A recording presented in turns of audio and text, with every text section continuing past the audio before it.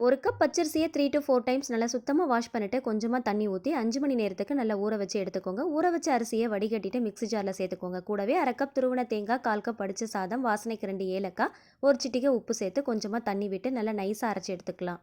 அரைச்சதை அப்படியே ஒரு மிக்சிங் பவுலுக்கு ட்ரான்ஸ்ஃபர் பண்ணிக்கோங்க. மிக்ஸி ஜாரில் கொஞ்சமாக தண்ணி ஊற்றி அலசிட்டு அதையும் சேர்த்துக்கோங்க. ஒரு பேனில் 1 கப் வெல்லம், 1/4 கப் தண்ணி ஊற்றி நல்லா கொதி வந்ததும் ஸ்டவ் ஆஃப் பண்ணிட்டு தனியாக எடுத்து வச்சுக்கோங்க. ஒரு பேனில் கொஞ்சமாக நெய் விட்டு முந்திரி, நறுக்கின தேங்காயை நல்லா பொன்னிறமாக வறுத்து எடுத்துக்கோங்க. அரைச்ச மாவில் கொதிக்க வச்சிருக்கிற வெள்ளை தண்ணியை வடிகட்டி எடுத்துக்கோங்க. இது கூடவே வறுத்து வச்சிருக்கிற முந்திரி, தேங்காயும் சேர்த்து நல்லா கலந்து விட்டுக்கோங்க.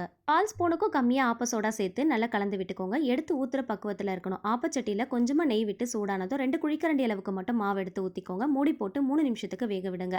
இன்னொரு பக்கம் திருப்பி போட்டு 1 நிமிஷத்துக்கு மட்டும் வேக விட்டு எடுத்தீங்க அப்படின்னா நல்லா சுட சுட ஒரு evening time snack recipe ready ஆயிடுச்சு. கண்டிப்பாக ட்ரை பண்ணி பாருங்க. கட் பண்ணுறப்போ உள்ள நல்ல லேயர்டாக செம்ம சாஃப்டாக இருக்கும். கேரளாவில் ரொம்பவே ஃபேமஸான ட்ரெடிஷ்னல் ரெசிபி. ஸோ மறக்காமல் சேவ் பண்ணி ட்ரை பண்ணி பாருங்க.